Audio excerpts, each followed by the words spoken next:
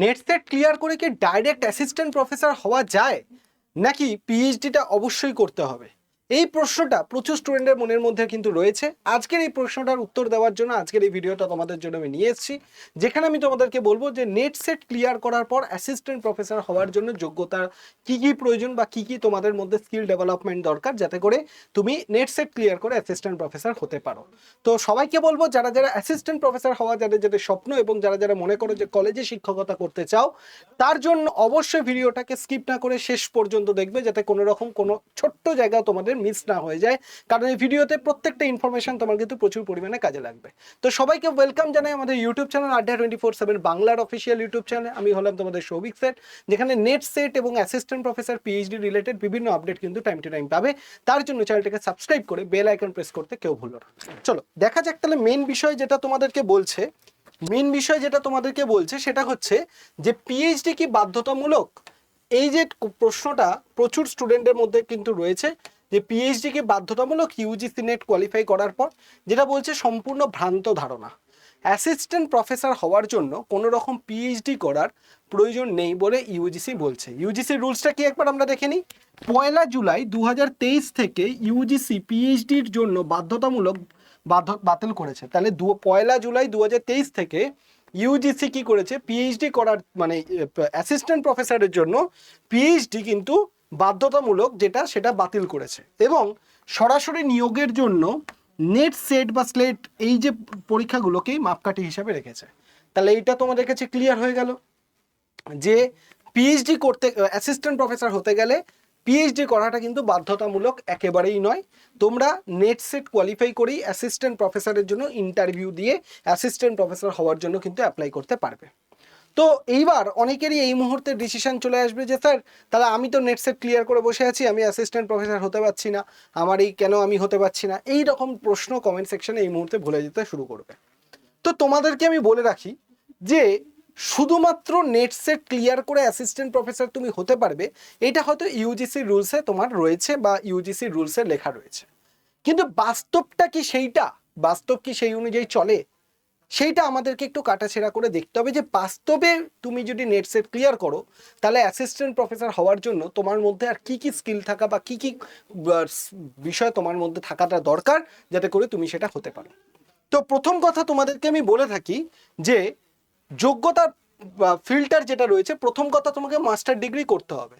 তাহলে assistant professor হতে গেলে তোমাকে সবার আগে মাস্টার ডিগ্রি কিন্তু করতেই হবে। এটা তোমাকে একদম মাথায় রেখে দাও, মাস্টার ডিগ্রি অবশ্যই প্রয়োজন। এবং সাধারণ ক্যাটাগরিতে ন্যূনতম 55% নাম্বার তোমার প্রয়োজন। কত? ন্যূনতম 55% নাম্বার কতটা তোমার প্রয়োজন। ঠিক আছে, তাহলে মাস্টার ডিগ্রি কি দরকার, মাস্টার ডিগ্রি তোমার করতে হবে। এবং মাস্টার ডিগ্রিতে মিনিমাম করে তুমি যদি জেনারেল ক্যাটাগরির হও, তাহলে সেখানে 55% নাম্বার তোমার থাকতে হবে। সাথে সাথে 5% ছাড় তুমি পেয়ে যাচ্ছ কাদের জন্য? এসসি এসটি ওবিসির জন্য। এবং যারা 19 সেপ্টেম্বর 1991 আগে মাস্টার সম্পন্ন করেছেন, তাদের জন্য কিন্তু তোমার এক্ষেত্রে ছাড়টা আমরা পেয়ে যাচ্ছি। ঠিক আছে, অ্যাসিস্ট্যান্ট প্রফেসর পদের জন্য কোনো বয়সের ঊর্ধ্বসীমা নেই। ঠিক আছে, জেআরএফ এর ক্ষেত্রে কিন্তু বয়স সীমা 30 বছর। মানে নেট সেটের ক্ষেত্রে কেউ যদি নেটের জন্য অ্যাপ্লাই করো জাস্ট ফর অ্যাসিস্ট্যান্ট প্রফেসর, সেক্ষেত্রে কোনো বয়সের ঊর্ধ্বসীমা নেই, কিন্তু জেআরএফ এর জন্য বয়স হচ্ছে 30 বছর। তাহলে এইটুকুন তোমাদের কাছে ক্লিয়ার হলো। যদি তোমরা অ্যাসিস্ট্যান্ট প্রফেসর হতে চাও, তাহলে সবার আগে তোমাকে মাস্টার ডিগ্রিতে কমপ্লিট করতে হবে এবং মাস্টার ডিগ্রিতে 50% নাম্বার থাকতে হবে। এবার অনেকেই তোমরা প্রশ্ন করবে, স্যার আমি তো আগের দিন আপনি বললেন গ্র্যাজুয়েশন করো নাকি আমরা দিতে পারি? অবশ্যই।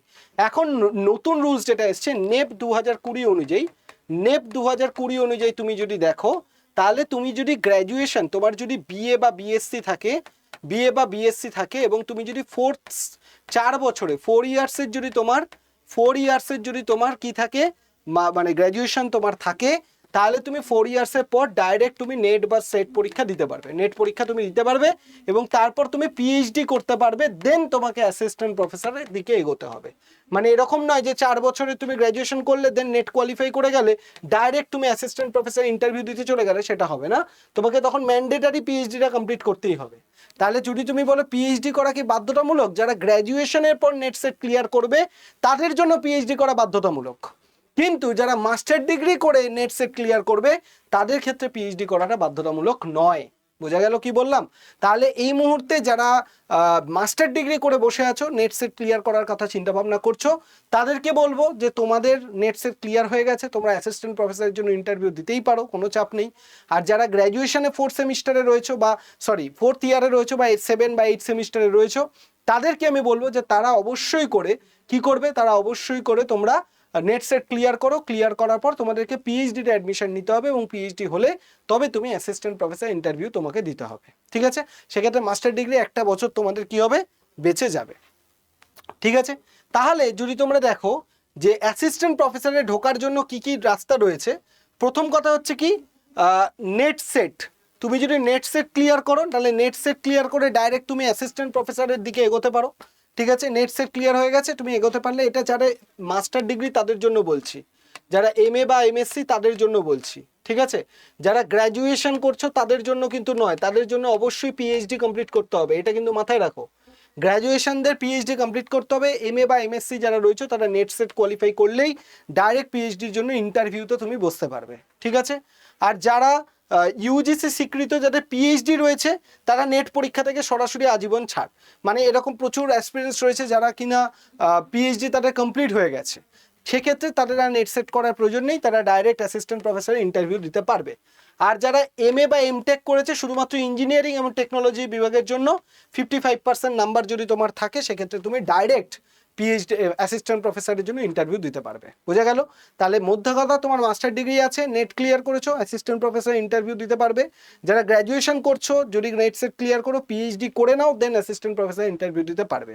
আর যাদের পিএইচডি অলরেডি কমপ্লিট হয়ে গেছে কিন্তু নেট সেট তাদের নেই, তারা ডাইরেক্টলি অ্যাসিস্ট্যান্ট প্রফেসর ইন্টারভিউ কিন্তু দিতে পারবে, ঠিক আছে? তো এই বিষয়টা তোমাদের কাছে ক্লিয়ার হয়ে গেল। এবার যদি আমরা দেখি নেট এবং সেটের মধ্যে পার্থক্য, এটা হচ্ছে নেট এবং এটা হচ্ছে সেট, ঠিক আছে? এখানে সেটের মধ্যে অন্য একটা রাজ্যের ম্যাপ দেওয়া রয়েছে, আমরা আমাদের পশ্চিমবঙ্গটাকে কম্পেয়ার করে নেব। নেট পরীক্ষা এবং সেট পরীক্ষা দুটোর মধ্যে পার্থক্য কি? নেট পরীক্ষা মানে হচ্ছে যেটা ইউজিসি কন্ডাক্ট করে, এনটিএ এর দ্বারা পরিচালিত হয় এবং বছরে 2বার করে হয়, এবং নেট পরীক্ষা দিয়ে তুমি সারা ভারতের মধ্যে যে কোনো রাজ্যে তুমি কিন্তু অ্যাসিস্ট্যান্ট প্রফেসর বা পিএইচডির জন্য এলিজিবল হয়ে যাবে।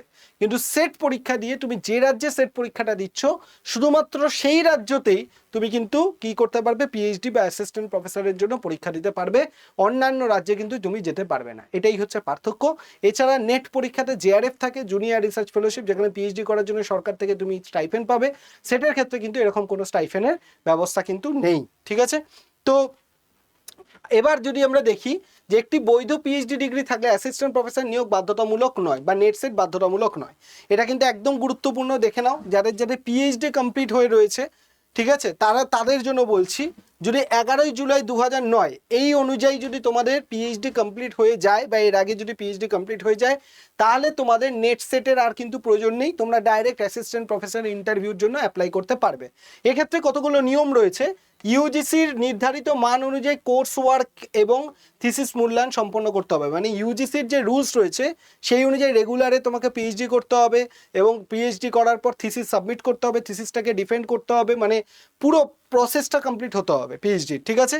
এবং গুরুত্বপূর্ণ ছাড়, 11ই জুলাই 2009 আগে যারা পিএইচডি করেছেন, তারা রেজিস্ট্রেশন করেছেন, তারা নেট সেট থেকে আজীবন ছাড় পাবেন। মানে যারা 11ই জুলাই 2009 আগে পিএইচডি রেজিস্ট্রেশন কমপ্লিট করেছে তাদের কিন্তু আর নেট সেট দেওয়ার প্রয়োজন নেই, তারা পিএইচডি কমপ্লিট হয়ে গেছে, পিএইচডি সার্টিফিকেটটা দিয়ে তারা অ্যাসিস্ট্যান্ট প্রফেসরের জন্য এগোতে পারবে, তাদের আর নেট সেট করার কিন্তু প্রয়োজনীয়তা নেই। বোঝা গেল তাহলে কি বললাম? তাহলে নেট সেট করার প্রয়োজনীয়তা কাদের রইল না? নেট সেট করার প্রয়োজনীয়তা যারা পিএইচডি অলরেডি কমপ্লিট হয়ে গেছে এবং 11ই জুলাই 2009 আগে যারা রেজিস্ট্রেশন করেছে, তাদের কিন্তু পিএইচডি কমপ্লিট হয়ে গেলে আর অ্যাসিস্ট্যান্ট প্রফেসরের জন্য নেট সেট দেওয়ার দরকার নেই। বাকি যারা মাস্টার ডিগ্রি করেছে তারা নেট সেট দিয়ে ডাইরেক্ট অ্যাসিস্ট্যান্ট প্রফেসরের জন্য ইন্টারভিউ দিতে পারবে। যারা গ্র্যাজুয়েশন করছো, গ্র্যাজুয়েশনের পর নেট সেট তুমি দাও, নেট সেট দেওয়ার পর পিএইচডি করে তবে অ্যাসিস্ট্যান্ট প্রফেসরের ইন্টারভিউ তুমি দিতে পারবে, ঠিক আছে?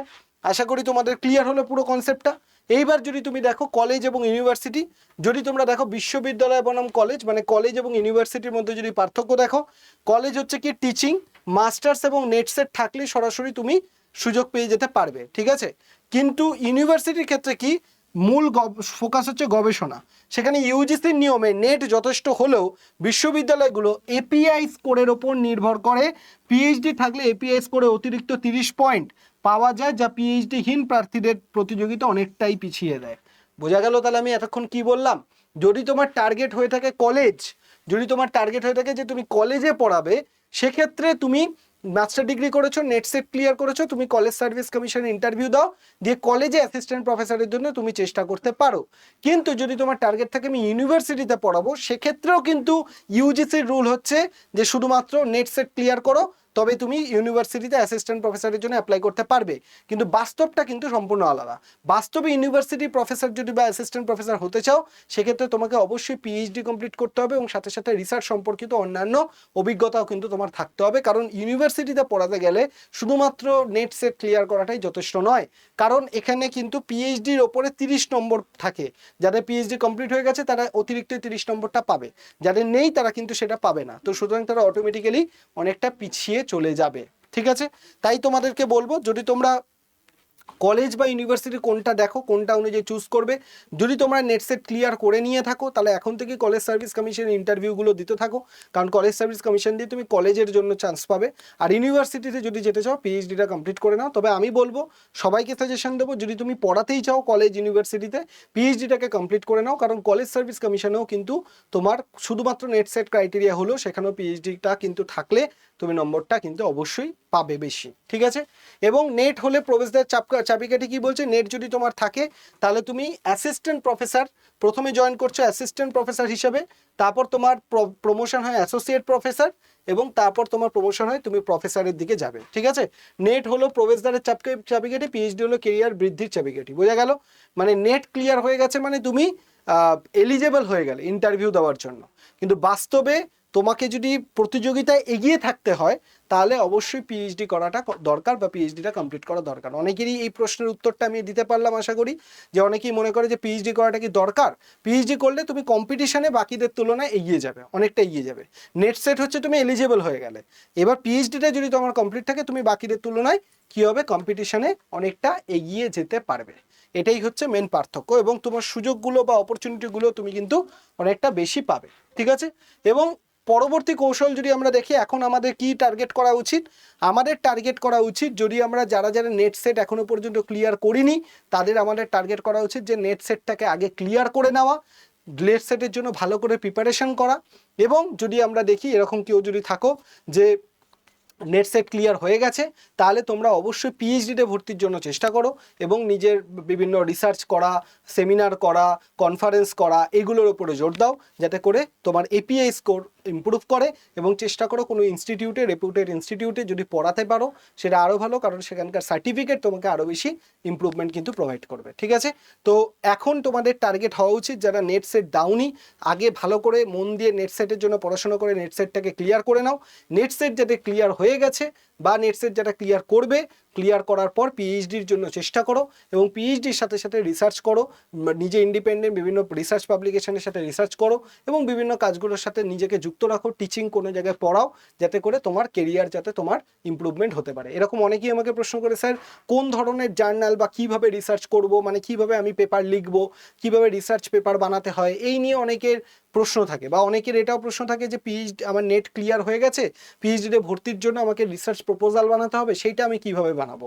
এইরকম প্রশ্ন যদি কারোর থাকে, অবশ্যই ভিডিও কমেন্ট সেকশনে কমেন্ট করবে, আমি সেই অনুযায়ী তাহলে সেপারেট একটা ভিডিও বানিয়ে দেবো যে রিসার্চ প্রপোজাল কিভাবে বানাতে হয়, কিভাবে পিএইচডি ইন্টারভিউর জন্য রেডি হতে হয়, যাতে করে তোমরা পিএইচডিতে যখন ইন্টারভিউ দিতে যাবে তোমাদের যাতে সেই ব্যাপারে সুবিধা হয়ে থাকে। ঠিক আছে, তো এই মুহূর্তে তোমাদের সব থেকে ইম্পর্টেন্ট যেটা কি, আমাদের নেট সেট এক্সাম যেটা রয়েছে ডিসেম্বরে আসতে চলেছে, সেই নেট সেট এক্সামটাকে ক্লিয়ার করে নেওয়া। এবং নেট সেট এক্সামের ক্ষেত্রে তোমার সাবজেক্ট যেটা রয়েছে সেটাকে যেমন ইম্পর্টেন্ট গুরুত্ব দিতে হবে, তার সাথে সাথে পেপার ওয়ানটাকেও কিন্তু তোমাকে গুরুত্ব দিতে হবে। তার জন্য আড্ডা 24/7 বেঙ্গলিতে আমি তোমাদের জন্য নিয়ে এসেছি পেপার ওয়ানের একটা কমপ্লিট ব্যাচ, আর একটা যাদের জিওগ্রাফি পেপার 2 সাবজেক্ট তাদের জন্য পেপার ওয়ান এবং জিওগ্রাফির ব্যাচ। ঠিক আছে, এই পেপার ওয়ানের ব্যাচের মধ্যে এবং পেপার ওয়ান প্লাস জিওগ্রাফির ব্যাচের মধ্যে কমপ্লিট তোমরা পুরো সিলেবাস পাবে, পুরো পিডিএফ পাবে, পুরো, এবং পিডিএফগুলোকে তুমি ডাউনলোড করতে পারবে। প্রত্যেকটা টপিক সিলেবাস কমপ্লিট করা হবে, একটা ছোট টপিকও বাদ যাবে না। এবং মক টেস্ট, প্রিভিয়াস ইয়ারের পেপার থেকে শুরু করে প্র্যাকটিস ক্লাস, এভরিথিং তুমি পেয়ে যাবে, ডাউট ক্লিয়ারিং সেশন, সব কিছু পাবে। তোমাকে একটা বিন্দু মাত্রের জন্য ভাবনা চিন্তা করতে হবে না। তুমি যদি জিওগ্রাফি তোমার সাবজেক্ট হয়তো কোনো কথাই নেই, তুমি আমার সাথে ডিরেক্টলি কানেক্টেড হয়ে যেতে পারবে। আর যদি পেপার ওয়ান তোমরা যারা পড়বে, তাহলে পেপার ওয়ানের ক্ষেত্রে তোমার আর কোনো চিন্তা নিতে হবে না, সবটাই তুমি এখানে পেয়ে যাবে। তুমি ব্যাচে জয়েন করো, জয়েন করলে তুমি বুঝতে পারবে যে তুমি বাংলার সব থেকে শ্রেষ্ঠ ব্যাচে তুমি জয়েন করেছো, যে ব্যাচে নিয়ে তুমি কোনোভাবে ঠকবে না, এইটুকু আমি তোমাকে গ্যারেন্টি দিতে পারি। এবং সবথেকে গুরুত্বপূর্ণ, এই ব্যাচগুলোকে নেওয়ার জন্য অবশ্যই তোমাকে আমাদের আড্ডা 24/7 অ্যাপটাকে ইনস্টল করতে হবে। কি করে করবে? তুমি ভিডিওর ডেসক্রিপশন বক্সে চলে যাও, সেখানে দেখো আড্ডা 24/7 অ্যাপের লিঙ্ক পেয়ে যাবে, সেখান থেকে ডাউনলোড করে নিতে পারো, বা প্লে স্টোরে গিয়ে আড্ডা 24/7 লিখলে এই লোগো দেওয়া, সেখান থেকে ইনস্টল করতে পারো। ইনস্টল করার পর তুমি কি করবে, যেই মুহূর্তে তোমার অ্যাপটা ইনস্টল হয়ে যাবে, অ্যাপটা ইনস্টল হয়ে যাবার পর দেখবে তোমার নাম, ফোন নাম্বার এগুলো সব চাইবে। এইগুলো চাওয়ার পরে তুমি দেখবে তোমার কাছে সিলেক্ট ইউর এক্সাম বলে অপশান আসবে, সেখান থেকে স্টেট এক্সামটা ক্লিক করবে। স্টেট এক্সাম থেকে ওয়েস্ট বেঙ্গল বলে যে অপশানটা রয়েছে সেটাই তুমি ক্লিক করে দেবে, ঠিক আছে? স্টেট এক্সাম থেকে ওয়েস্ট বেঙ্গল অপশানে ক্লিক করবে, করার পর দেখবে ওপরে এরকম ওয়েস্ট বেঙ্গল লেখাটা অবশ্যই যেন চলে আসে, এটাকে দেখে নেবে। তারপরে তুমি কি করবে, নিচে স্টোর অপশানটা ক্লিক করবে, নিচে স্টোর অপশানটা যে মুহূর্তে তুমি ক্লিক করবে, স্টোর অপশানের পরেই তুমি কি পেয়ে যাবে, আমাদের এরকম অপশান পেয়ে যাবে, যেখানে ফাইন প্রোডাক্ট বাই এক্সাম বলে তা পাবে। ফাইন প্রোডাক্ট বাই এক্সাম থেকে ভিউ অল অপশানটায় যদি তুমি ক্লিক করো, ভিউ অল অপশান থেকে তুমি কি করবে, ফাইন প্রোডাক্ট বাই এক্সামের মধ্যে নিচে ইউজিসি নেট বেঙ্গলি বলে অপশান পাবে, এটা তুমি ক্লিক করবে। করার পর তুমি দেখবে তোমার কাছে এরকম অপশান চলে আসবে, প্রথম জিওগ্রাফি পেপার ওয়ানের ব্যাচ 6099, তারপর শুধু পেপার ওয়ানের ব্যাচ 2099 ব্যাচ পেয়ে যাবে। তোমার যে ব্যাচটা পছন্দ হবে, শুধু জিওগ্রাফি পেপার ওয়ান যদি নিতে চাও এই ব্যাচটা, আর শুধু পেপার ওয়ান যদি নিতে চাও 2099 এই ব্যাচটা, তুমি ক্লিক করবে। ক্লিক করার পর অবশ্যই এরকম খুলে যাবে, যেখান থেকে ইউজ কয়েন করবে, এখান থেকে ইউজ কয়েন করবে, করে তুমি বাই নাও অপশানে ক্লিক করে ইউপিআই দিয়ে তুমি তোমার পেমেন্টটা করে নিতে পারো, ঠিক আছে? এবং তোমার যদি মনে হয় স্যার আর একটু বেশি ডিসকাউন্ট প্রয়োজন বা আর একটু বেশি অ্যাডমিশনের রিলেটেড যে কোনো হেল্পের প্রয়োজন, তাহলে এই যে নাম্বারটা তোমরা দেখতে পাচ্ছ 8583890659, এই নাম্বারে তুমি নেট সেট লিখে আমাকে হোয়াটসঅ্যাপ করবে। কি লিখবে? নেট সেট লিখে আমাকে হোয়াটসঅ্যাপ করবে। আর যদি তোমরা মনে করো তোমার সাবজেক্ট জিওগ্রাফি, তাহলে নেট সেট জিওগ্রাফি লিখে আমাকে হোয়াটসঅ্যাপ করবে, ঠিক আছে? নেট সেট জিওগ্রাফি লিখে তোমরা হোয়াটসঅ্যাপ করবে। এই গ্রুপে আমি তোমাদেরকে সমস্ত যা যা হেল্প করার সমস্তটা করে দিই, কোনো রকম কোনো বা কিছু বাকি রাখি না। কিভাবে ক্লাস করতে হয়, কিভাবে ক্লাস দেখতে হয়, কিভাবে পিডিএফ ডাউনলোড করতে হয়, সবটা আমি নিজে ফোন করে করে তোমাদেরকে বলি, এরকমও করে দিই, ঠিক আছে? এবং এই গ্রুপে জয়েন থাকলে তুমি পিএইচডি করার জন্য বা অ্যাসিস্ট্যান্ট প্রফেসরের সমস্ত আপডেটগুলো কখন কি আসছে সেটাও কিন্তু পেয়ে যাবে। তাই অবশ্যই এই হোয়াটসঅ্যাপ গ্রুপে জয়েন করতে কিন্তু কেউ ভুলো না। সবাই ভালো থেকো, সুস্থ থেকো, আর কোনো কিছু জানার থাকলে কমেন্ট সেকশনে কমেন্ট করে আমি তোমাদের জানিয়ে দেবো। আর ভিডিওটা ভালো লাগলে একটা লাইক করে দেবো এবং শেয়ার করে দেবে। দেখা হচ্ছে সবার সাথে নেক্সট ভিডিওতে। সবাই ভালো থেকো, থ্যাংক ইউ সবাইকে।